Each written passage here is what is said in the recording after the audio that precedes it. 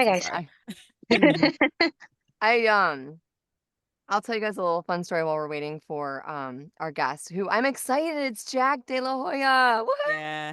You Yeah. guys, he's like, I don't know. Have you guys all taken classes with him? Mhm. Yeah. Yeah. Okay. It's been a Yeah. while, but yes. Okay. Yes. I just absolutely love him. He's like always the first coach to email immediately right back, Yeah. and he's always the one to, not that they don't all email you back, but I'm just saying he's very like on top of things and he's just Mhm. always ready and at the willing to like share information. And so I was really excited to bring him on because we're talking a little bit audiobooks, but we also get to hear his behind the scenes origin story. So Yeah. yeah, I'm super excited. There he is, There the he man of the is. Hey. hour. Hey. I feel exposed. It's okay. You're with No. people who love you. Oh, Yes, you are. Welcome. God, Lloyd, I haven't seen you in forever. Yeah. Most people haven't. It's okay. Huh, yeah. We're so happy you're here. I was just sharing a little bit of chaos. So, I was gonna share one other little piece of chaos. I was in the car driving, and you guys can probably all relate to this. Because some of the music that I'm listening to is now considered classic rock. And Mm. I didn't think it was classic rock, but apparently it is classic rock now. But I was talking to my teenager about, the music that I was listening to, and I was like, "Oh, this is a great jam," and he's like, "Oh, okay." And I'm like, "Well, what kind of music do you like to listen to?" And he goes, "I listen to anything that sounds good, mom, okay?" And I was like, "Oh," Wow. I was like, "Thanks, teenager," but literally, like Pearl Jam, classic rock. I Mhm. think we've talked about Wow. this, like it's on the classic rock station, so it was a little bit. Yeah, I know. Jack's kinda like, "Yeah, you wanna weigh in Hap- on that?" Happened to me about every 2 decades. It's like, really? I'd never even caught up with that, and now it's old already. Huh. Mhm. Exactly. We're so happy that you're here. I want to hear all about Jack. I know you have such a really cool, interesting story about how you sort of dived into like the creative realm. That's kind of our thing. We Yeah. all, we all have like a story, like why we got started in voiceover or on camera or whatever creative thing that we're doing, improv. Um, What I like is that it nearly none of it makes sense while you're in it. Mm. And then you get through it and look back and go, oh, yeah, that was a path. Oh, really? yeah, Yeah. it was like this. Crawling through the weeds. Yeah. That's true. That's true. Yeah. Well, I mean, in terms of me being in voice acting, that, Yeah, and acting and, like, just kind of like your right. where you started off, I mean, we all didn't really start, going into voice acting. We started somewhere else. Like, I started in radio, Angela was in radio. Um, I just Okay. find it interesting, that I don't know, I didn't think I was ever gonna get into voice acting, even though it was brought to my attention when I was 16, and then all of a sudden, in my 40s, it came back, right? And Yeah. Well, and it was actually time for me to start, so I'm not sure I knew what it meant 10 years ago. that's Oh, I mean, wow. cool. no, 13 years ago. Whenever 2009 was, that was the first time I'd really seen the word and thought, huh, I might want to do that. And and the big attraction was, oh, I don't have to memorize the words. That's really good because I don't know why in the hell I'm in the kitchen right now. So the words might be a little beyond my reach. But earlier, I mean, I started acting in college. Yeah. No, in high school, we had a play and I was in the play and it was just sort of goofy fun. But then in college, I took an acting class and it was amazing. We were doing this mirror exercises. You guys ever done those? Yeah. Yes. Yeah. Yeah, Yes. like everybody does it, I guess. And but I was like, wow, this is weird. People spend their time doing this. Amazing.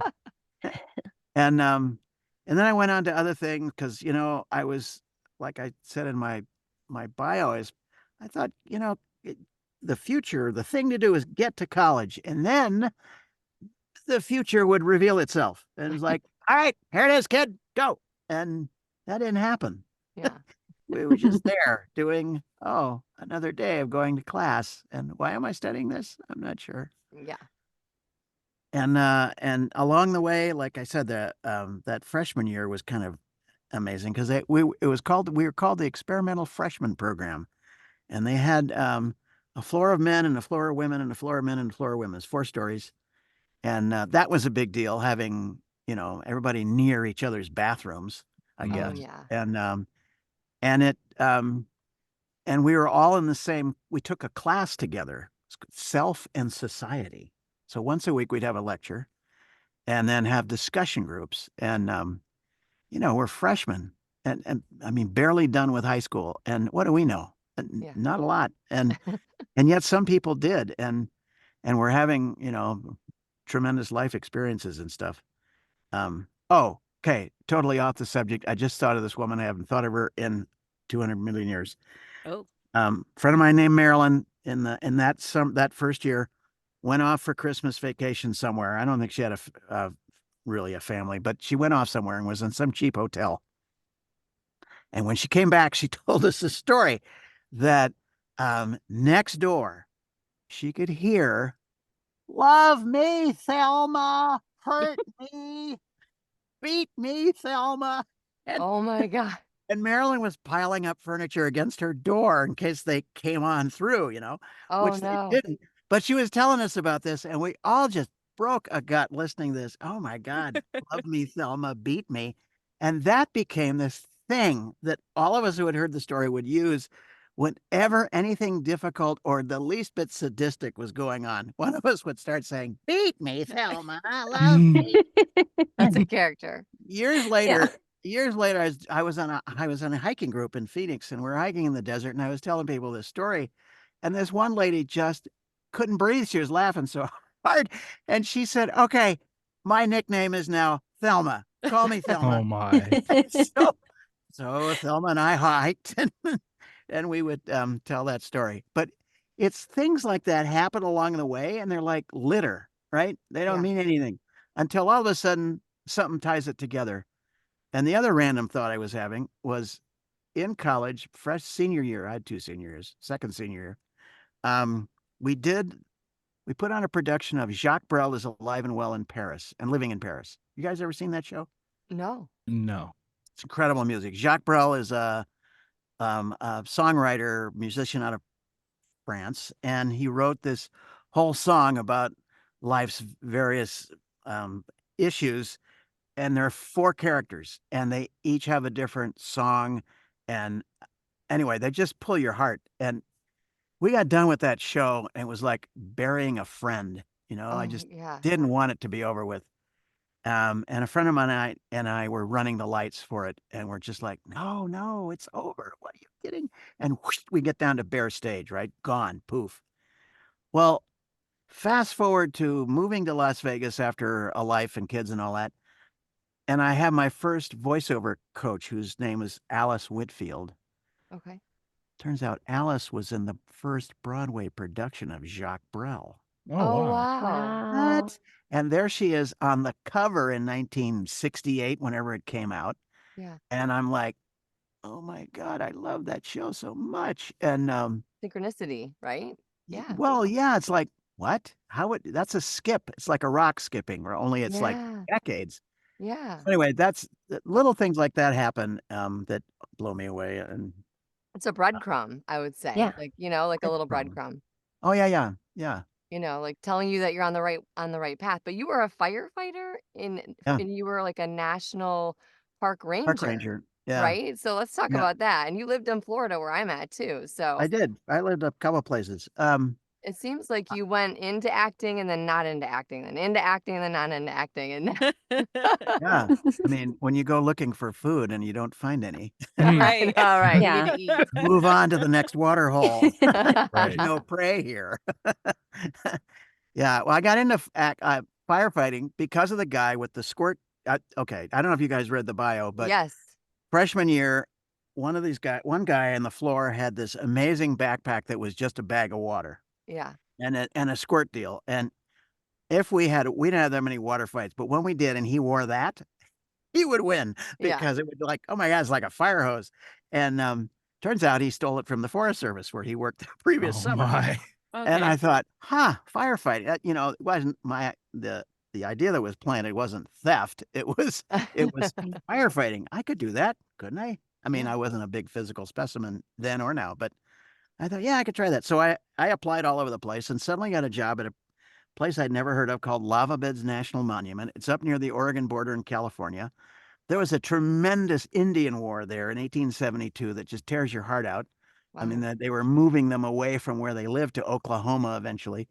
And the Indians were using the lava trenches like World War I trenches. That hadn't happened before.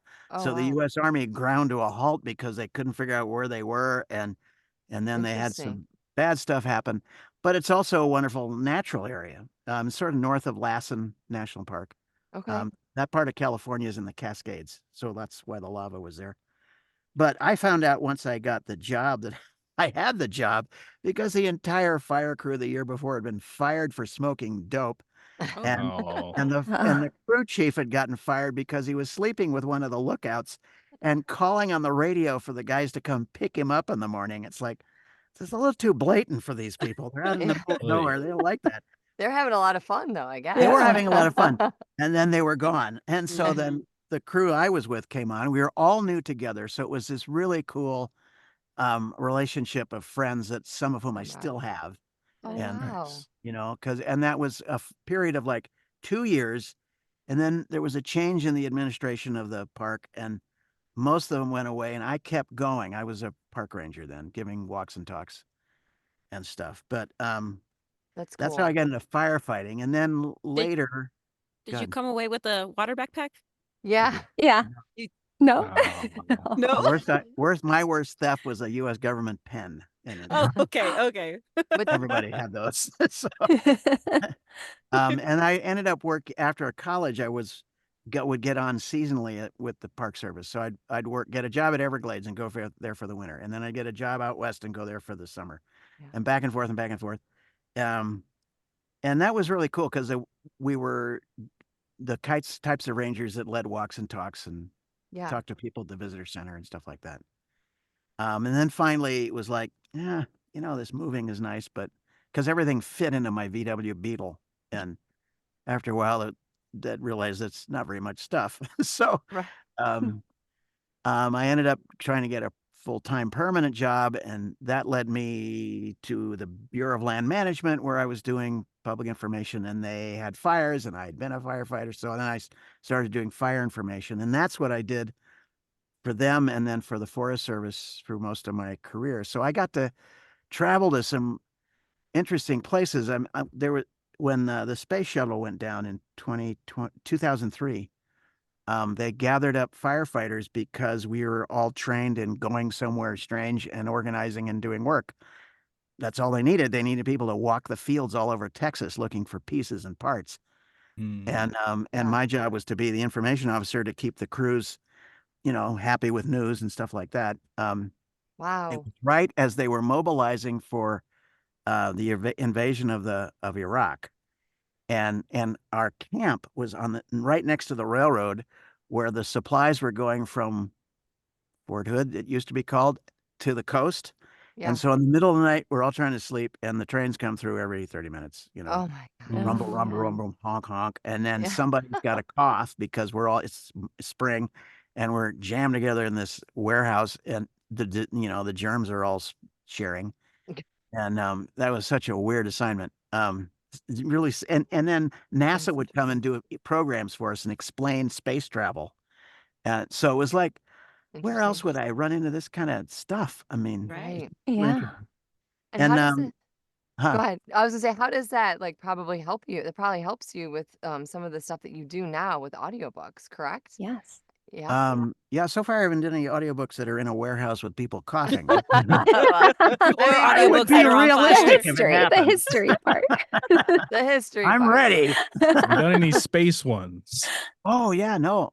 Actually, And fires and Or like combustible yeah, books I that a are couple of my bigger nonfiction books are about fire. There was an author who wrote Mm, about natural fire in the 70s, and he was way out ahead of his time. And I thought this is a really influential book because I wrote a book about the Everglades and then later fire while I was with the Park Service, and I knew that the guy's work. His name's Stephen Pine. He's at the University of Arizona. So I read his book, which is Fire in America.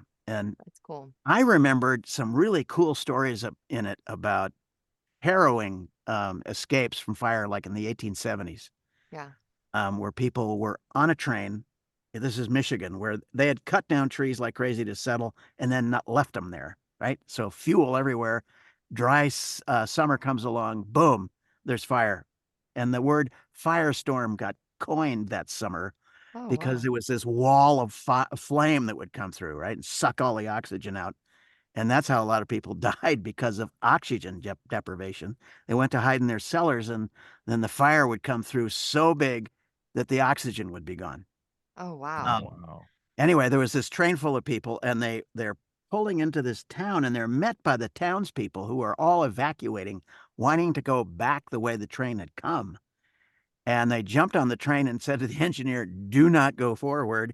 It is a wall of flame up there." And so the engineer put it in reverse, and they went, I don't know how many miles, 4, 5, 6 miles, full speed, with the fire kind of keeping up with them. And the flames were coming in through the vents in the cars. And people were like, some people freaked out and tried to run out and, leap out, and they were Right. disappeared. Yeah. Anyway, they got to this pond. Everybody remembered there was a pond there, but they forgot it was a drought. So the pond was about 1.5 feet of mud, and everybody Oh, jumped in, man. and the fire burned over, and they didn't lose the train. They didn't lose any of the people except one guy who stayed in the train. Oh, my Anyway, goodness. so I Wow. remember that harrowing story. I thought that'd be really cool to, narrate that, because it's Yeah. exciting and it was Yeah. well written.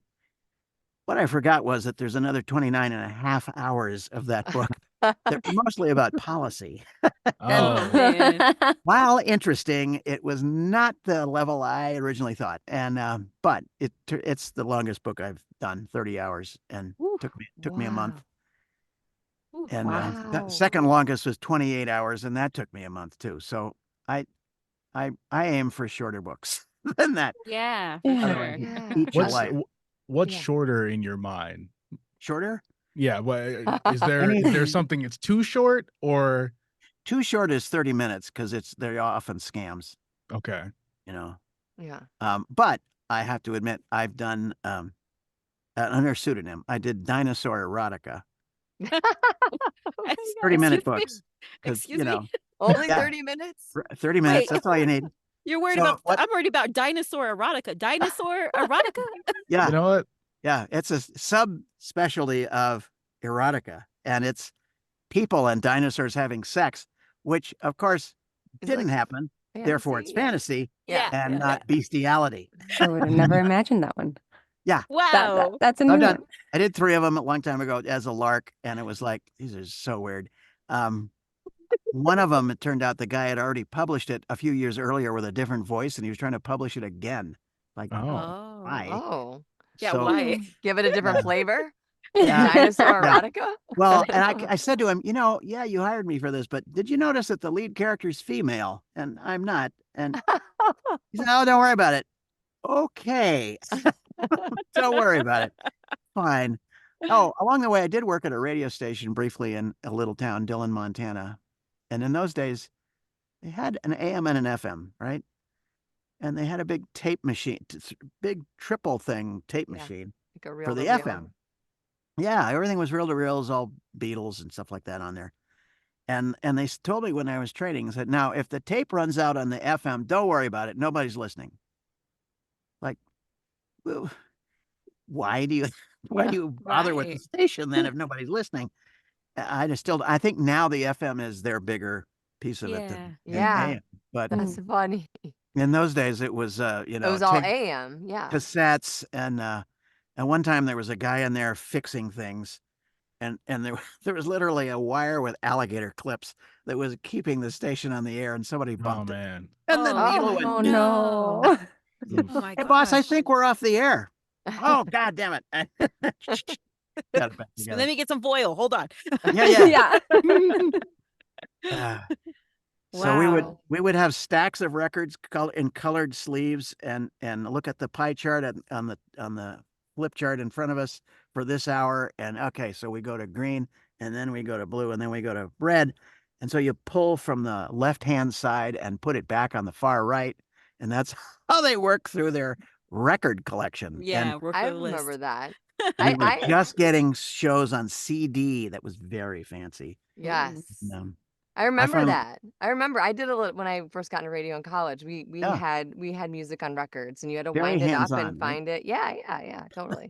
Yeah. Yeah. How did And you then, get sorry, go ahead, go ahead. You go. You go. so I You go. realized at one point that I was earning, after I paid the babysitter for my kids when my wife was busy, I was making 25 cents an hour. So I thought, Mm. okay, well, I'll just pay the Sounds all right. babysitter and stay home, or not pay the babysitter. I'll stay home and save the money. So that's why, Sounds like you know, radio.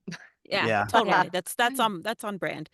So yeah. Yes. I have a question, Jack. I mean, you've done a lot so far in your life. I mean, you know, you were the walking tour guide, and you've done the radio stuff, and you know, you just there's a lot of different things that you've done. Do you Don't feel like forget Thelma.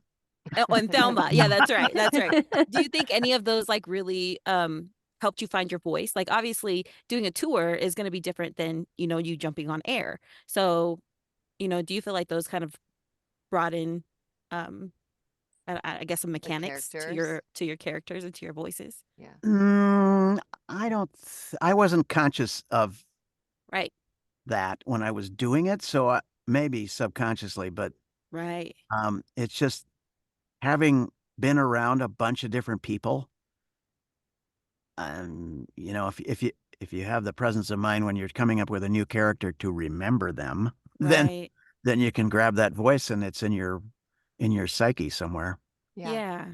And You Mhm. know, you said I'm sorry, you said you felt like acting was always like in your soul, bouncing around in your mind, and you kept like going back to it. It was And this then bug I caught. Yeah. yeah. So like how did you go from firefighting and, you know, hiking and being into nature and then diving headfirst into acting Because finally?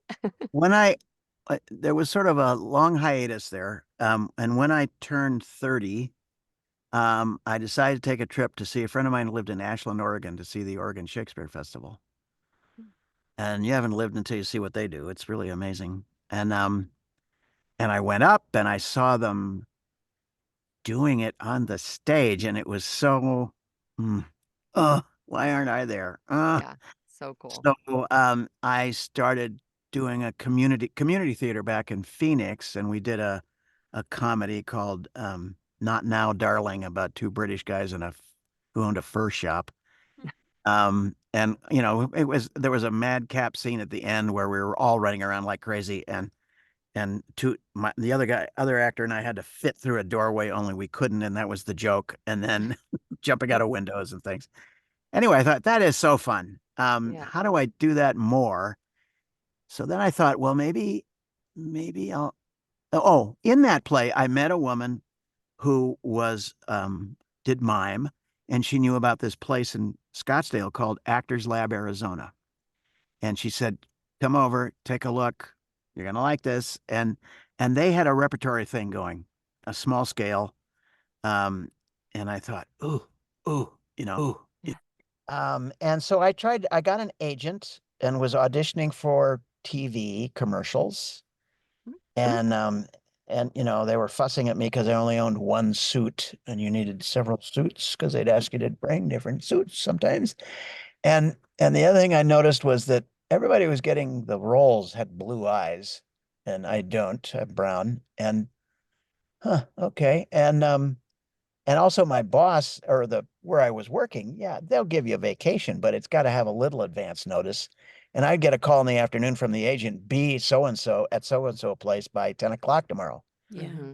Oh, okay, let's see if I can rearrange my meetings. And that got to be in the way. And I thought, you know, I need to either do this or don't. And as a friend of mine later said, that he was glad that I did it because otherwise you would have had a shoulda, he said. Yep. Yes. Mhm. True. Oh, and I Yeah. thought, okay, well, so I paid off my car while I had income and moved in with a friend who rented me a room in his house for $100 a month. And okay, here we go. And that's why I called it skydiving through my savings, because it was like, where's the money? The first day I was out, the first Monday after quitting, I got a commercial. That's I was awesome. wow. on a Checker Auto ad. So I had my face in the other actor's ass while he was on camera, and my hands were like throwing things and moving cars in front of him and fooling around. And I got like, I don't know, $68 a pop, and there were four spots. And I thought, this is cool. If this works out every week, I'm gonna be fine. Well, it Yeah. stopped working out. And Actors Lab didn't pay anything for rehearsing. So guess what we did a lot of? And their shows, you see, this is in 83. They were paying $10 a performance for little roles and 15 for the big ones. And that's how I made $600 in Yes. doing 49 performances of 4 different shows. It was like getting dragged through a meat grinder. And then I went over to LA to to a workshop I'd signed up for through UCLA. And Cheryl Teague's agent was there. And she was telling us about the real world of acting. Okay. And how most actors don't earn money. Most actors that do earn money are doing commercials. And she said she had a line painted in her waiting room that was at 5'7", and another line that was at 5'9". And she handled female models. And if they came in outside of those lines, they had to be in between them. If they weren't, they wouldn't even look at them, no matter what they looked like, because Wow. so many models in LA, the camera guys didn't want to move their cameras. It was too much trouble. Oh my Yeah. gosh, are Oh, you serious? wow. Whoa, That's that's kind of genetic, isn't it? What can that's you? Yeah. interesting. Yeah, and then I had just finished reading a book by the chairman of the UC Riverside Drama Department. No, it was UC Irvine. Anyway, he looked at how much money all the actors in the United States made in some year. Richard Burton made 90% of that by himself. And the Wow. rest of it was scattered among a few other actors, and then the mass, which earned peanuts or less, right? So that was staggering. And then at one point at the end, there was a Latino guy who raised his hand and said, "Hey, what about us?" And she said, "Well, I'm sorry, but this is a racist business because we're trying to sell cornflakes in Iowa. And if they don't know who you are, they're not going Wow. to get that you're the sidekick." And I thought, well, huh, I'm not real brown by a brown eyes, and I'm half Latino, so okay. Huh. So then I went back to Phoenix thinking, okay, let's rethink this going to LA thing. And for the summer, I got a job at Grand Canyon again because I was reinstatable as a former federal employee. And I went up there and got a job, and then met the woman who became my first wife, and la la la, we left acting behind because that's all starvation talk. Let's go to Yellowstone. So that's how that happened. And while at Yellowstone, the urge to act kept popping up. And there was a little theater down in Gardner, Montana, nearby the park where I was living. And I just recruited some people who wanted to do a play. And we found a script that I counted up how many people I had. I think there were 4 women. So I found a script. There was a female version of the Laundry and Bourbon, it's called. And they were all the wives of men who were in another play that we didn't do. Oh, that's But all cool. these ladies got to act for sometimes for the first time, and they're all great. I mean, they got it. They got into it. And I had fun directing, and that was the first I'd done really since drama school when we played at directing, and Yeah. didn't really know her. Practice and stuff. Yeah. Yeah. So I did that a couple of times, and then we moved to Dillon for another job with the Forest Service, and there was a college, the University of Montana Western, and they had a drama professor and another drama professor, and that was it. That was the whole department. And I volunteered to come up and act if they'd have me. And they said, "Oh my God, can you learn your lines?" I said, "Sure, I'll come with my lines memorized." And so they used me as the example, like, Oh, "Look, he's got his lines memorized. You guys should be off book by now." And the kids are like, "What? I don't know what you're talking about." did you Oh my get God. paid? No, it was volunteer. Oh, It was volunteer. And I remember one play we did, it was what was the name of it? I can't remember, but it was set in like the ghetto in Warsaw or somewhere. It was a very heavy Jewish play. And the guy who was playing the father of the family comes off stage chewing some gum. I'm like, dude, we're performing this. This character does not have gum. What are you doing with the gum? Oh, we talk about. I thought, oh my God, this is total Kids amateur. And these days, yeah. kids, they've always been these days, you know. Yeah. So anyway, I did some more stuff for them and great fun. I even we did Scrooge, what's it called? Christmas Carol. Oh, Christmas Carol, yeah. We did a musical version, which is called Scrooge, and my older son and I were in that. Oh, that's And cool. then next year they did the play, and my younger son and I were in that, and the younger son was Tiny Tim. Oh, I love it. I Oh, love it. yeah. And the year before, my older son and I were just like ragamuffins, and I was like sort of the head beggar. yeah. And at one point, we're putting makeup on it for a matinee, and I'm thinking, you know, in this part of Montana, fathers and sons might be putting black so they can go hunting, and here we're putting stuff on our lips. So I did lipstick with my boys. Oh, that's fun that you guys That's were so like in cool. plays together. Yeah. Yeah. Definitely. I think Yeah. Lloyd had a question, but I think he's busy. Angela, did you have one more question? Oh no, I'm here for the story. Oh, I okay. did. It Yeah, was, I mean, it's kind of a rewind question. It's that's a okay. change of topic. And I mean, we kind of have gone back and forth, but it was a character question. I don't know if you're Yeah, let's hear really, it. well, you, Angela asked, you know, how the things that you have been through, I guess, inform the characters that you do, you know, and you said, you know, maybe you weren't thinking about that consciously, obviously. Um, and for sure, it's definitely something that's subconscious. I think a lot of people have like the idea that you're always drawing from those experiences. But I mean, as far as like classes I've taken with you and, you know, engineered for you, you generally seem to have more of a technical approach to characters than a lot of people, you know, whether it's, you know, the shape of the one big thing is like the shape of your face, right? You know, how you're going to, oh, is he frozen? We're listening intently. I may have been frozen, but I heard you fine. Okay. Yeah, no, I was just asking, I guess, where do you sit on the technical side of things, I guess, versus specifically focusing on drawing from the past? I think you got to do whatever works for you, and that'll change over time.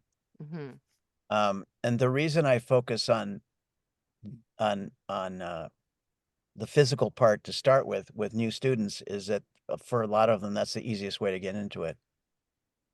Yeah. And they come thinking, oh, you know, I can't do characters. That was me. Right.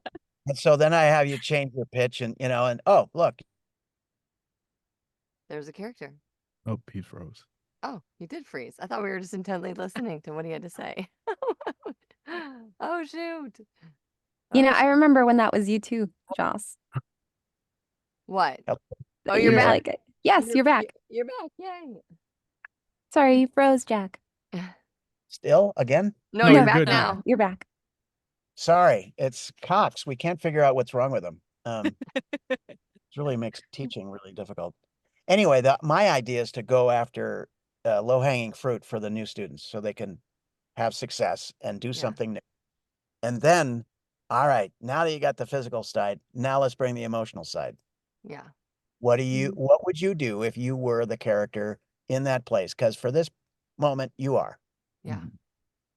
And that can be threatening to people because of the revealing the emotion thing, right? hmm Mm. And also recalling things that make you maybe not feel well or good that hmm Right. help you get into that headspace. So rather than have a brand new student just let's dive into psychotherapy, let's keep it physical and then build from there. And then there are some actors that they do the physical thing later, and they start out with the emotional side.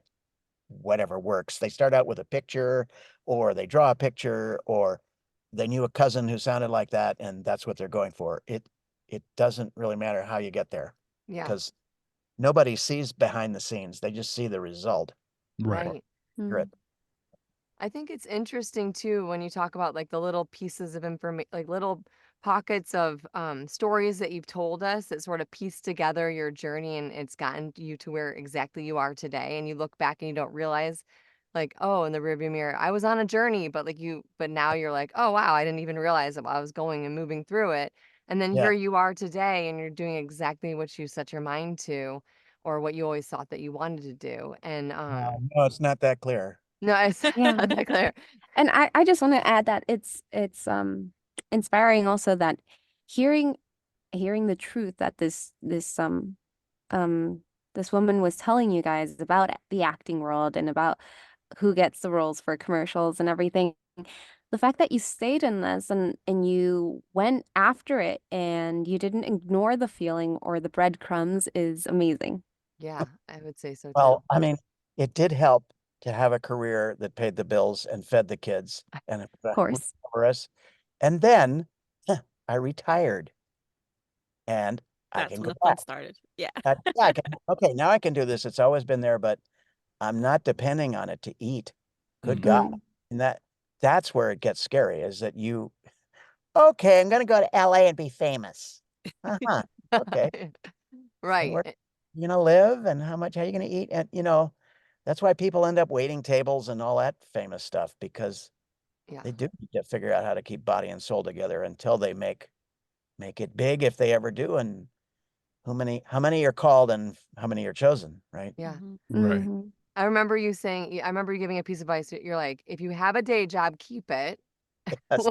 while you get your voiceover or your voice acting career going, which is interesting. I had a friend of mine, we've talked about that a couple different times. It's not here. And she's like, what did he mean by that? Does he mean like I'm not talented? I'm like, no, he means like, do you want to eat? Like, then you need to have a job and to pay your bills while you get things going, Yeah. because it takes forever. Like you said, like that first one gig, you got your first commercial and you're like, this is grand. And then all of a sudden you're like, and Womp, womp, womp. yeah. Right.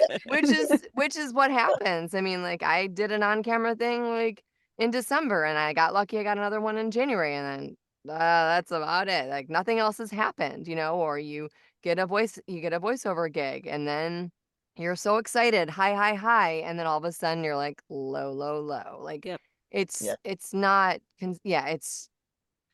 it's like a roller coaster, and Mm. people, and I love how you're so pragmatic and like also like direct, but also like you help us harness our characters and bring things out, but at the same time you're very like, here's the real life too, Yeah, Yeah. definitely. which is Well, like, I knew I didn't want to go into TV once I heard all that. It's like, who am Mm. I kidding? I'm going to look like the sidekick. And all right, do you make a living as a sidekick? I don't know. Do I want to take a chance? I think I'll try to get a job at the Grand Canyon for the summer. yeah, And I was thinking that far ahead. And then I met this woman, and so is a girl, always a boy. off we went up north. And I said, why would I live in Montana, for God's sake? It's cold. I'd never been there. And but I had a boss from the Everglades who was now in Yellowstone. He knew what I did, and I called him up and I said, "Hey, if you get any openings, I'm available." It was a Hail Mary, Yeah, and as easily not happen.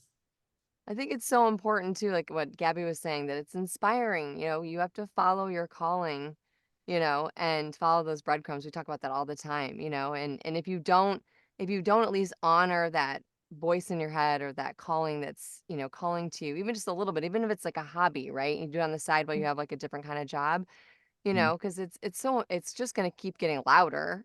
Yeah, That definitely. voice. The Right. little itch, yeah, the itch. The itch, yeah. Yeah.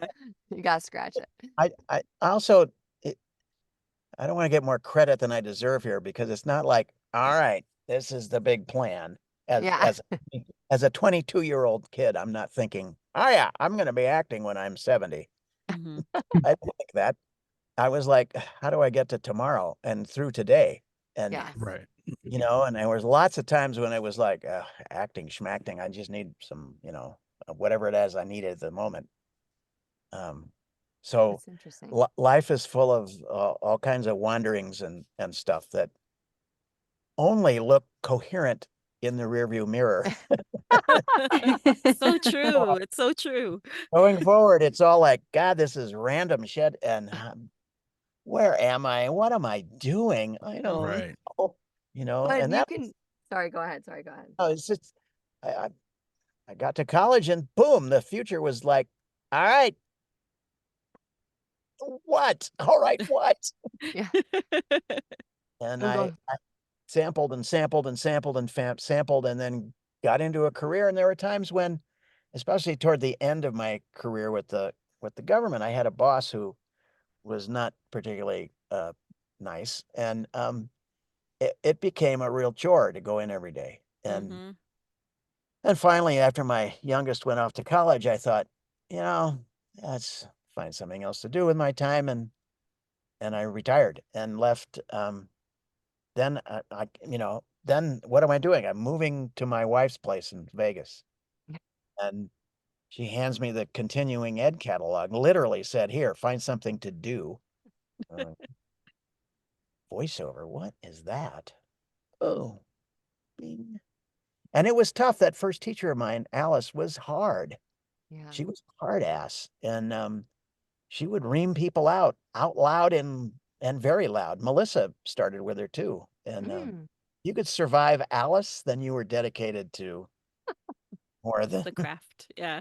craft, or you had an idea that you wanted something more than you might otherwise. But That's so interesting. Survive Alice and banging. Was it Thelma or what was it? Banging Thelma. I Or didn't bang. asking her to hurt you. Beating. Beat me.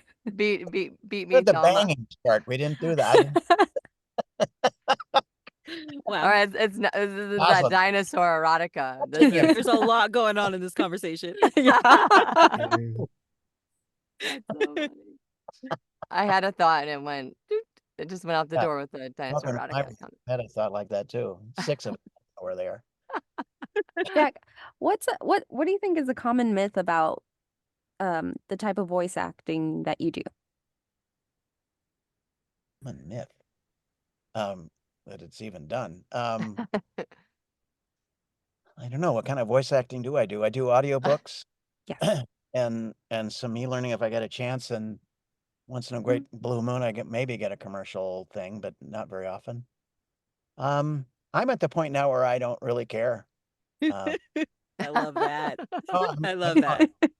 You know, I was in the hunt to try to get in with the bigger publishers, and I did for a brief little while, and calls for it. Absolutely, I want to be in that very emotional space. I'm reading a book right now, which is awesome. The author is she's in her early 20s, and she's written this brilliant short novel about a dystopian world starts around um, what's it called? Blanking on the place in Kansas with the L where the university is. Oh, It's called Lexington. no. Okay, Okay, now we're lost. We'll never that's do okay. that. So tell us more Anyway, about the book. Lawrence, Kansas. Oh, okay. Lawrence, Kansas, and then everybody's living in towns by themselves because the world has ended. They had the 2020 pandemic. Stomach. Do we freeze? Yep. Yes. Oh shoot. What a word to Cox. freeze onto. Oh wait, it's usually Angela that freezes sometimes, but okay. My back. Tell me You're when back. You're Yes, back. you're back. You're back. So everyone's what- in small little oh, yeah, towns. dystopia. So this Lawrence, Kansas, in this book has a population of 500. That's all that are left. And she writes really beautifully. She has some really amazing scenes where things happen and characters get bad things, good things happening to them, and it's just been a treat to read it. So you're And voicing it. You're voicing this audiobook. I can see you lighting up like you really have connected with this book. Like that's yeah, amazing. more than almost any book I've ever read. This one, Really? Wow. there's something about her. She's like, oh my God, this is a young Hemingway happening here. Wow. Really? Wow. And Very you get cool. to voice it. So that's Yeah. cool. Yeah. So, and she seems to be responding to me too. And that's something that, sometimes I'll do a book and I never hear from the author. Yeah. They push the accept button and we're done. And there's some others that I work with that I really enjoy what interaction we have, but they're pretty accomplished and they give me their thing, and I might find a little word out of place now and again, and that's about it. And they love the characters I do for them, and a couple of guys I've done series for, I can do them by myself and turn them in, and they're like, super, on we go. So, but with her, it's like we're just enmeshed in every chapter, and it's so fun. So. That's cool. See, I have to ask you now, Uh-oh. and this is because of a personal. Yeah. Everybody has heard my complaints about an audiobook I did, and it was a lesson I learned, a very long, arduous, Mm. Was tedious it lesson. Because you're talking about this being your greatest, but one of your, if not your greatest experience voicing something. Do you have any that were just like, oh my God, what am I reading? I have to do this for 40 more hours. Yeah, there was one I got, and the agent who gave it to me, and I joked that maybe he was a trust fund dude hanging around a swimming pool. He repeated things. Mm. I'm in the middle of chapter 6 thinking, I've said this before, haven't I? Oh, And I went back to chapter 4 and there was big chunks of just No. repeat. So I thought, okay, dude, copy, paste, done. Now let's move on to something you've written that's new. Right. oh But my I gosh. was like, oh, this is so bad. And he started arguing with me. He's not from the US. He was arguing with me about how to say Marine Corps. He wanted me to say corpse. I said, no, I'm not gonna do that. I know there's a PS there, but you don't say them. Right. Yeah. And he was That's like, interesting. and I finally got the publisher involved, and I said, would you sit on this guy for a while? Get him on my back. And she said, oh my God. So uh so that was, and then there was another one where I got fired. Oh. Yeah, that was interesting. I think we're all surprised that to hear that come out of your mouth. You Yeah. got Yeah. fired? You got How? fired.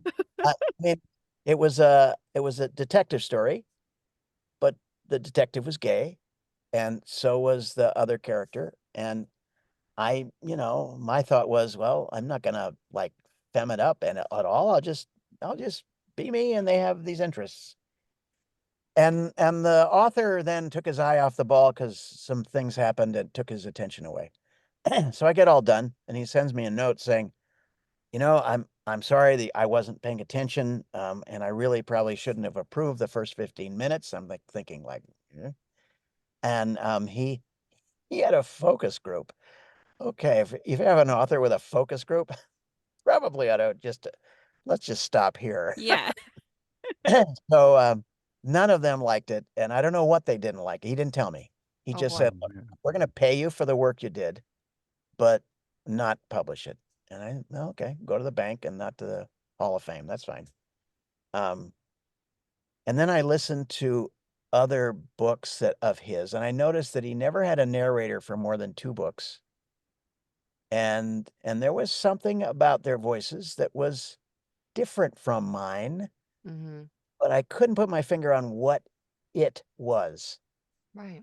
And I'm not a gay man, so I didn't relate in his mind, and that's fine. Yeah.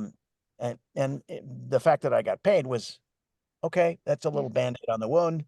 I can live with that. But that was probably the most startling thing that happened. Yeah. Mhm. That's hard. I had Yeah. something similar happen to me. Like I got booked for a commercial and they booked a male and a female. And I was really excited about the brand. And yeah, and then like come to find out they paid me for it, but they never used my voice. They went with the man instead of the female voice. And Right, I took it hard at first, but at the same time it's the name of the game. I still got paid and I can still use that brand as a credit, Yeah. sure. but it's hard. It's hard to And you they may are not your brand, have so listened to it. hmm? They may not have been able to tell. until it was you were engaged in the copy and he was, and then they could know. Yeah. Mm. You didn't know that earlier, but you Yeah. know, It's part of the job though, right? I'm curious, how did you get into audiobooks? Because I know we're kind of winding things down Yeah, but like that's a how good did question yeah. How because did it's a beast. yeah, like we were like, I Right. want to do audiobooks, Yeah. like pardon. Gabriella, have you tried an audiobook? I've seen the auditions for it. I tried it, and then I was like, I'm not sure this is for me yet. Okay. Yeah. it's a good fair. I can It's a see fair. that. I mean, anybody can have that view because it is a ton of work, especially at Yeah. ACX to do the post production. Now, the good news is you get away from them and you don't do the post production, but you have to have a good enough resume to get in with Tantor or Blackstone or whatever, and then they do the post production. Yeah. How did I get into it? Well, when I flipped up through that catalog, At the college. whole idea at UNLV, I was thinking, well, maybe I can do audiobooks. I don't know. What's an audiobook, right? I had listened to like 3. And I think I commuted or drove long distances in Montana, which means, every place you go is a long distance. So I was renting or getting stuff from the library where they Books give on me tape. books on tape or Yeah. CD and running them through the machine. And they were cool, right? So I started with Alice and she said, "Oh, don't do audiobooks. They don't pay anything. Do commercials." And I'm like, yeah, but and anyway, so I went off and did what she suggested. And when I then started working with Melissa, I thought, I do audiobooks. I don't know why. I just want to try them. But it was 4 years before I got on track to do audiobooks. So Wow. 2013, I did my first, and I auditioned for 6 months before I booked anything. Huh. And luckily, just before I got my first real job, I discovered there was this guy named George Whittam, and he sold these things called effect stacks. And what is that? Oh, boom! Literally the day before I booked my first real book, and it was like, oh, thank God! Now I know what I'm doing because I didn't before. Right. And that's how I got into it. I did one, and the lady said, "Now you've done this before?" And oh yeah, Totally. Absolutely. Sure.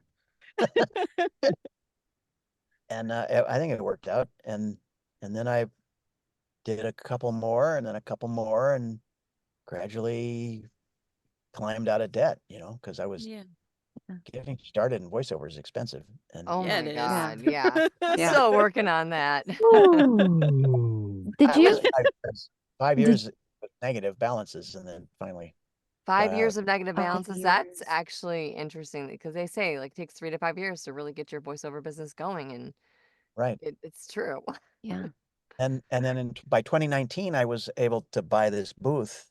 Right. I mean, I was in the Mhm. closet for 7 years, which Wow. was kind of fun because people would say, "What do you do?" Well, some people come out of closets. I've gone in. All day. Uh, and the I w closet was great. It had a noise floor of -80 Wow. when the garbage trucks I was weren't there. gonna say, yeah. Yeah. The leaf blowers weren't turned on next door, and the The airplanes laundry were machine not wasn't going, yeah. The air conditioning wasn't on. Yeah. and I had to turn off the air conditioning. And so Brenda, my wife, said, "All right, half an hour. That's all you got. We got to have a little AC here." Oh yeah, sorry. Angela, And the did you have a quick question? I'm sorry. Didn't Well, interrupt. we were talking about, you asked Gabby if she had gotten into audiobooks, and I think all of us who have taken your class have, that's been you kind of planted in our heads. Like audiobooks is an avenue for a lot of us. But like what kind of advice would you give to those who are still kind of nervous about those audiobooks? Like Gabby said, I do the same thing. I'll look at a script and I'm like, okay, I'm gonna try like the first paragraph. And then after that first one, I'm like, probably not for me right now. Yeah. So, like, what kind of advice would you give to those who are kind of still kind of nervous about dipping into audiobooks? If you're nervous about audiobooks, you're nervous about your own future. I think Mm. Oh, Ooh, that's Mm. deep. Ooh, that That is is deep. deep. not ooh, very deep at all. It's like you're scared. Why? I mean, if you're really taking this on, why would anything slow you down? it's true. Or This maybe is it's true. not for you. Yeah. Well, I mean, we always make excuses for ourselves. Yeah, that stinks. I don't like that. And really, I don't know. On a different day, maybe it would strike you differently. The Yeah. other thing is, Mm, don't look for something that's like 2-3 hours long. mm, And then you won't scare yourself taking on a Right. 13-hour thing like Mhm. Abby, my former partner in crime. She booked herself into 2 13-hour books to start with, two at the Oh, same, Oh and Mm. my God. learned the lesson that, well, that's a bad idea. So, yeah. yeah. you make mistakes, but none of them are usually fatal. So, Yeah. um, I think just the idea of doing long form and, just the consistency, keeping it consistent throughout the whole book. And I think that just makes me nervous. do you read books? Yeah, I read books. So do Uh, you get caught up in the story and have an imagination going and pictures happening and stuff when you're reading? kind of. I don't really see stuff in my head. I just learned that word. I forget what it is. It's called like a phantasmic or something. You can't really picture stuff in your head, but you can imagine it. Random Yeah, stuff. Sorry, off but topic. No. but that gives you a unique way to deal with an audiobook because the same process, you're just vocalizing Hmm. this experience you're having with the words. Mm. The other thing is to look at it, at commercials, you get all set up. Okay, you gotta have 30 seconds. Okay, I gotta have two different takes and blah, blah, blah. And an audiobook, you can't do that with it. It's too Right. big. So Right. don't make it so big. Do the first paragraph. All right, got through scored on that one. Let's do the next paragraph. Right. And pretty soon you won't notice that you're taking a big drink and taking a nap between the paragraphs and you're Right. proceeding on, Yeah. and get caught up in your own storytelling. And, you know, as you, maybe what you need to do is prepare the audiobook more than others might, just so you know who wins, who loses, where's the story go? Um, how do I feel about this story? Do I like it? If I don't like it, why am I auditioning? Yeah. Right. I think that's where Be I stopped plain. too. Yeah, This is not my just type of book. super select. Yes, please. Don't do stuff you don't like, and especially nonfiction. I'm If you don't like the topic, Yeah, Lloyd. gonna Yes, Lloyd. okay. what was your book? This mystery book from hell. What was it? Uh, Can you I, I say? I won't Probably say the can't. name, but I will tell you it was a nonfiction religious book, like self-help deal. And they dealt with quantum physics, Oh which gosh. that was a whole thing. I'm happy you asked because while we were talking, I realized, Angela, I don't know if you ever saw my like recount like the saga of text A of little. me Yeah. oh doing yeah. that. Yeah. I'm gonna put a word in the chat that I had to learn because of this book. And Oh, I What in read the that. hell? son of Sana Anta son Lamba. and This is right up Jack's alley. He always Yes, Jack. It'll, looks like a planet name. I don't know. What is it? Yeah, it's I don't even remember the language. It's quantum. Sunanti Lambanamai is yeah. how Okay, you I see it pronounce now. it. I see it now. Yeah, when you but you come across that and it's like I have 9 more hours of this. Right. Can I even read? Do I even know how to read? I don't know. Oh, I Uh, just looked it up at Merriam-Webster, and their response is words fail us. We don't. Wow. Wow. it's Yeah, I have yeah. so many So, table for this episode. I So just you know have to what? tell you. It is okay if you get into a book like that and it's just a quagmire. It's Mhm. okay to say, eh, and you send a message to info@acx.com and say, this book is not working out like I expected. I'd like to abandon the contract. And Oh. they're fine with that. You don't lose points. Nobody will come and take your dog, burn your house down. It'll be fine because they want the relationship and the experience to be positive. Makes better Mm, books. So don't hesitate to back out and if you do that, 6 times a month, then maybe there's another issue going on, but, Yeah. um, be very choosy and kind of alert during the audition process. Responses you might get from the rights holder might be informative.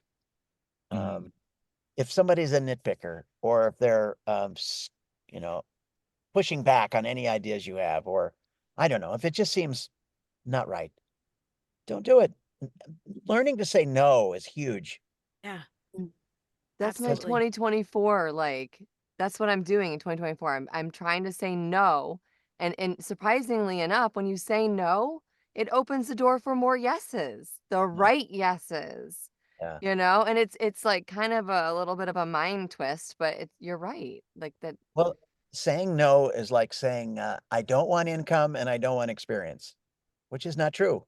You just don't want that experience with yucky book number 5. You don't want to do that. So Yeah. if you can approach it, and it's like a lot of things, if you can get to the point where not that you don't care, but you're relaxed and you're just flowing with it, and you're like, oh, nope, yes, and react right away and feel good about it. That's so hard to achieve, but um, there's that little audio clip that I use in the character voice class from Bo Weaver talking about reaching a, a, a sense of relaxation. And so that you are not stopping to think. You're just reacting as an actor to the copy, the script, the book. Mhm. And rather than look at an audiobook as, oh my God, it's so long, it's gonna take me 200 hours to do. That's me. Yeah. The voice and all, it's me. Yeah, you have to get past that and just say, I'm getting to read an audiobook. Yeah. I'm gonna read this book. It attracted me, and what I saw of it, I thought it was cool. I want in. Yeah. If Yeah. you can be in that headspace instead and just stay calm, it's okay. And then as you get to the end of the book, you're gonna be thinking, oh, it's ending. I don't want it to end. Yeah. Lloyd That's Lloyd was on interesting. the opposite end of that. He's like, Yeah, I I Yes. can't was wait for this to end. I was like, And he bought a clicker. I remember you bought a clicker, right? I Yeah. did. You're I doing have with one of the those pitching, uh, but I didn't need to. I just needed to punch and roll more. I needed to oh, stop. sure. Yeah. Yeah, I have a clicking question. adds a lot of work. Yeah, go Jack, ahead. well, you started editing everything by yourself? Mhm. Yeah, that was, it's awful. Not the work you signed up for if you want to perform, right? Yeah. It's Yeah. the and I found, well, Brenda said, I'm an audiobook widow. I hate this. You start in, you do go in the morning and never come out. You don't even make me dinner. That's Yeah. my make me dinner. And and then I went to a workshop where no, I forget his name. A well-established narrator was saying, oh yeah, I outsourced to an audio editor I trust. I don't do Yeah. the post-production. And I'm like, what? Let my baby go? Okay. But then he said, yeah, and then you have more time to do what you're supposed to do, which is narrate. Plus, if you work for the bigger publishers, that's going to happen anyway. Right. Yeah. You don't have Mm. control once you give it to them, Yeah. Right. and they'll come back to you with the pickups they want. And Right.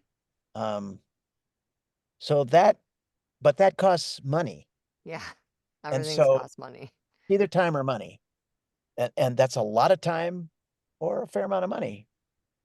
And Yeah. at some point, you'll get to the point where you'll say, okay, I'm making enough now that investing in an audio editor or using positron to proof is worth it. Mm-hmm.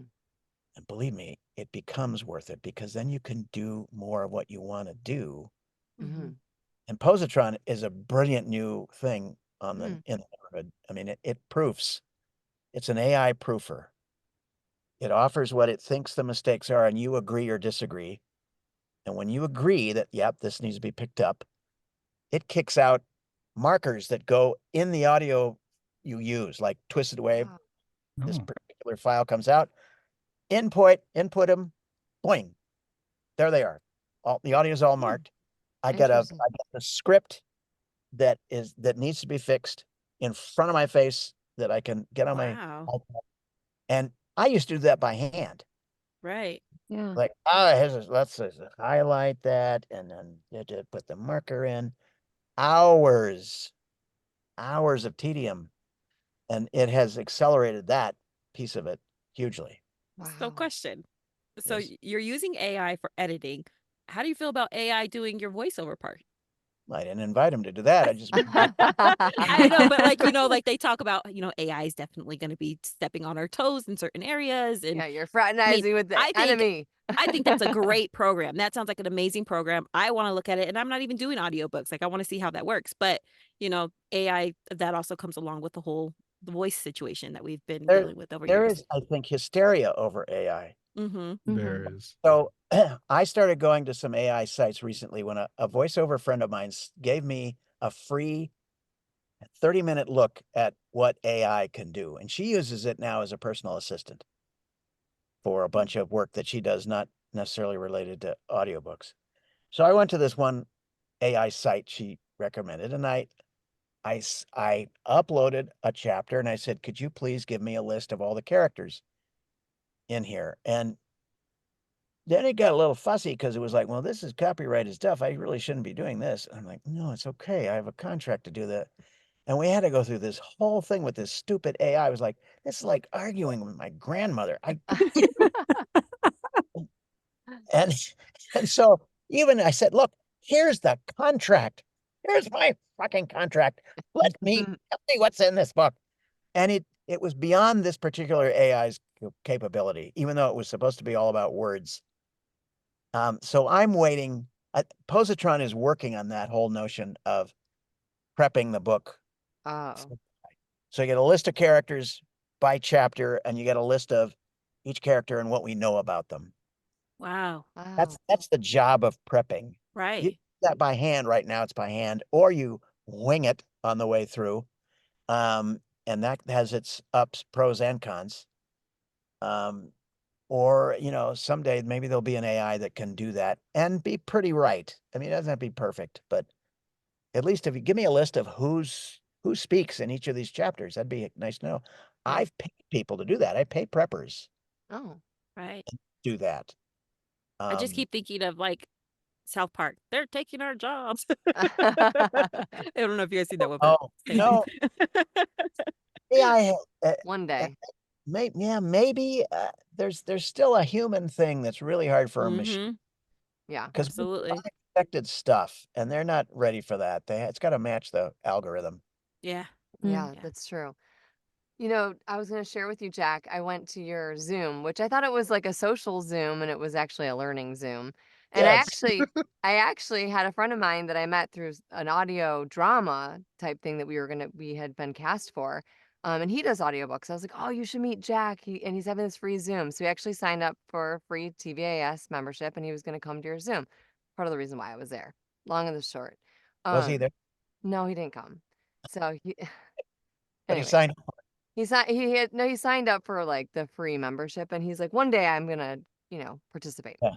So I'm Yeah. like, okay, whatever. You lead a horse to water, they drink it or they don't. Who knows? But I'm doing an audiobook now, but it's been like an entirely different experience. And it's great because I meet with the author, I meet with the every week, and then we do 4 chapters at a time. And you're right, it was one of those experiences where I was like, I auditioned for it, but I just didn't think about auditioning for it. I just did it. And the character just fell out of me. And then I got booked, and I was like, it's one of those things where I was like, oh shit, you know? But then as I got into it, I just, like you said, just go with the flow. Just relax, just go with the flow. Yeah. And they were very receptive to working through things with me. And, So it's been a great experience. are you recording it or are they? I'm recording it. So I am the narrator and the main character. So, but there are other people voicing other characters, so I don't have to worry about that. And Oh, it's a fully produced audiobook. So it's a little bit different than other so do you audiobooks. have to do all the editing to put all those other characters in it, or are they going to do that? No, they have a producer, so I don't even have to take my breaths out. So it's fantastic. I do Wow. clean it up a little bit, but Hmm? Don't take your breaths out. It's an audiobook. Don't take the breaths Well, out. right, but like I don't have to I don't do a lot of the cleanup or anything like Yeah, that. It's just right. take off the top and the bottom, and there you go. I'm asking because if you're going to do characters, it's really good to be able to save a sample of the character so Yes. you can recall what you did for Clive in, 6 chapters ago. Well, it's interesting because the narrator is the main character.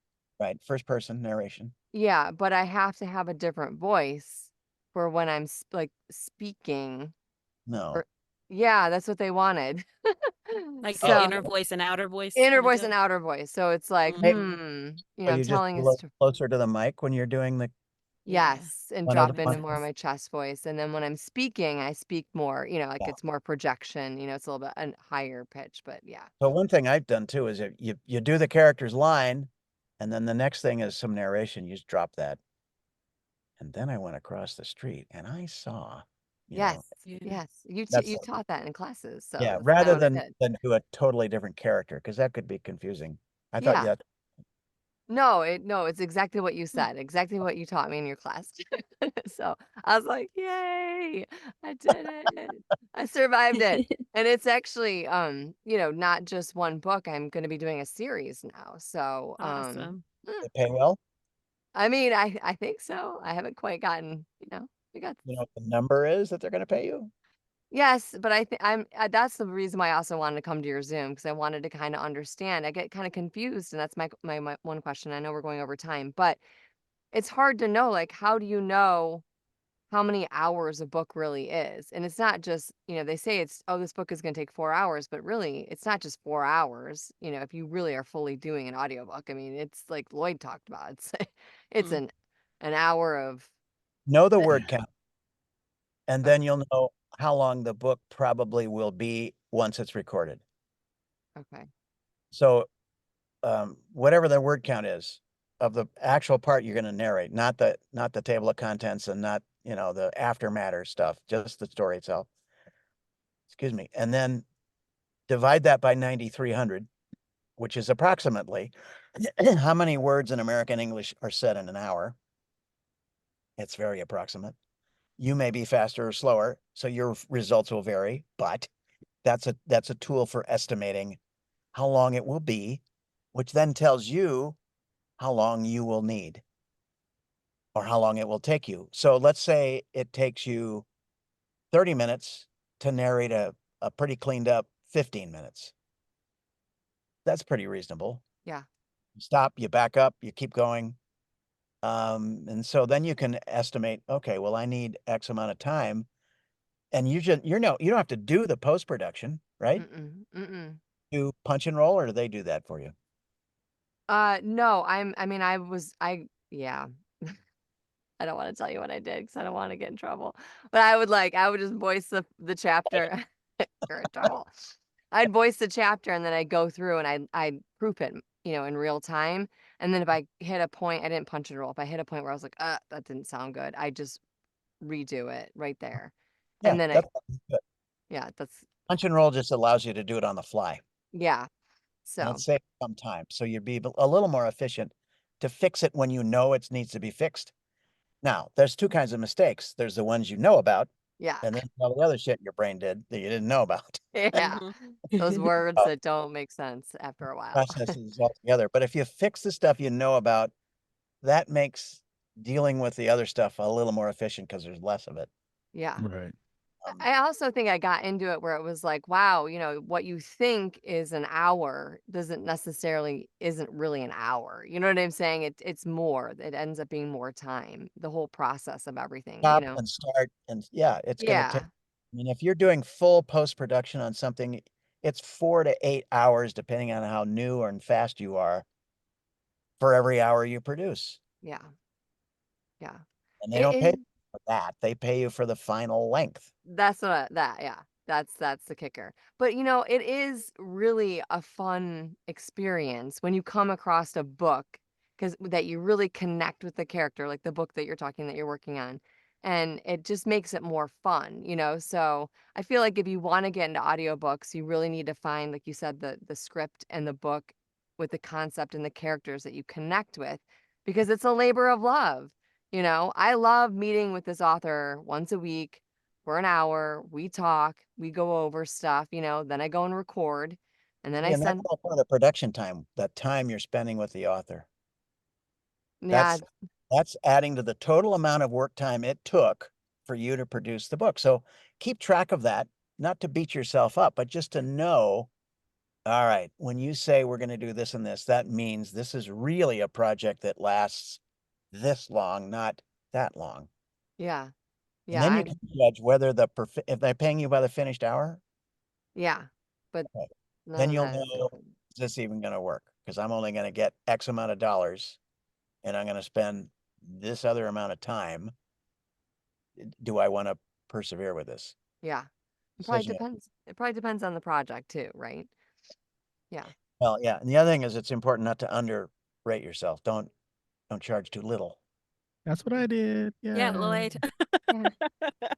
You live and you Has that learn. ever happened to you, Jack? Because we've been learning by our mistakes, but has it ever? Oh yeah. Oh yeah. Yeah. Oh yeah. Yeah. Death by fire. No. Trial by fire. Yeah. What happened to me? Did you ask? Have you ever been underpaid? Like you underquoted yourself? Oh. Probably in the big picture, probably I'm not charging what I might charge, but I'm also not finding authors at ACX that would rise to the occasion and like I want, and maybe they don't respond Mm. to me because of I don't know. It's all unknown. These guys too much. My analogy to it is fishing. If you want bottom feeders, fish there, but if you don't really want flying fish, you got to be at a different level in the ocean. Yeah. And don't Mm. expect the bottom feeders to turn into flying fish. They'll never will. Yeah. Mhm. And you have to realize that there are some or authors who are just not, they don't have the money or they don't want to spend it. Mm-hmm. Okay, see you later. Yeah. Yeah. Yeah. Yeah. Makes sense. Gabby, do you want to, unless Angela's got one more question, because that's usually your thing. No, I'm Had to fine. call you out. I'm fine. But because I don't want to take up your whole night, Jack, and I just appreciate you coming on and hanging out with It us. was an hour. Yes, We're not there thank yet. you. Gabby, do you want to ask the final question? Yes. Out of everything Oh boy. you've done. Um, what's the one thing you're most proud of? Everything in my life. That's it. I've got two amazing sons. Oh, It's always it's I It's love always the it. kids. It's three always the in a kids. row. And my granddaughter is 15. I mean, oh, your I don't grandkids, haven't yeah. seen them much because of the illnesses we've got here in the house, and I miss them terribly. I see them on Zoom, and it's not the same. But Oh, you're making me cry. yeah, and I just That's lost my wonderful. brother this past year, so I'm kind of amped up on family stuff. Yeah. Yeah. Yeah. Yeah. Absolutely. Yeah. Oh, it's called me the Oops, by the way, because I was born when he was 14. Oh. Mom and Oops. dad were 42. As a result, do this math. They had a kid in the house for 32 years. Wow. My brother went off to college when I was 4, and Oh then wow. I was there until Man. college. And that was 32 years of time with a kid around. So That's a lot. think carefully in your 40s about babies. Yeah. I love it. That's great. That's As great. a Do you have result, my granddaughter is 100 years, almost to the day, younger than my dad. Jeez. wow. Man. My mom died when I was 42. So we have these like number things in our family. They're like, oh, that's eerie, Yeah. Yeah. What else? My brother was 50 when my oldest son was born, and his daughter is 100 years younger than my dad. Anyway, stuff. Oh, Math. that's I didn't think we were cool. gonna do that today. And her mom is 100 years old. She's still alive. And the mom who's still alive at 100 has a great great grandchild that just got born. Because in Oh their wow. family, they reproduce at That's like mind blowing, Yeah. Yeah. Oh, Wow. what are you doing? Well, I'm here. So Hanging out. Thank you, Jack, for coming on. Thank you, If Jack. anybody thank wants, Thank you. you. if anybody wants to like connect with you, let's do the thing. Like how can they find you? I know you have a new email. it's actually an old email, but Oh, the one on top that I was using is not working. Gmail is cracking down on Yes. emails that bounce, to something else Hmm. unless it's theirs. So anyway, I've gone back to my original Gmail, jackwestcoast@gmail.com. And And you have that's a website? spelled Golia, even though it's phonetic. Anyway, And do you so have a website? you guys individually, if you want to get in touch anytime, feel free. Thank Thank you. you. Thank you. Thank you. You all I'm still in Vegas? Except I am. I'm not. I Where are you? moved back to Colorado too. And Gabriela, where are you? I'm in Mérida, Yucatan. Oh my God. I'm in Mexico. Hey. Yes. Well, that's one thing I didn't put in my bio. I was an exchange student in Pachuca, Hidalgo, when I was 12 for a summer. Wow. Do you speak That's so Spanish? cool. My mom was Spanish, but I think I have some of the accent, but I lost all the vocabulary. So, Yeah. ¿Dónde están las albóndigas? Is about as far as I get. And and now, there we are. What did you say? I just said, look at the parade and where are the meatballs? Yeah. That's the only thing I caught out of that whole sentence. I know meatballs. That's great.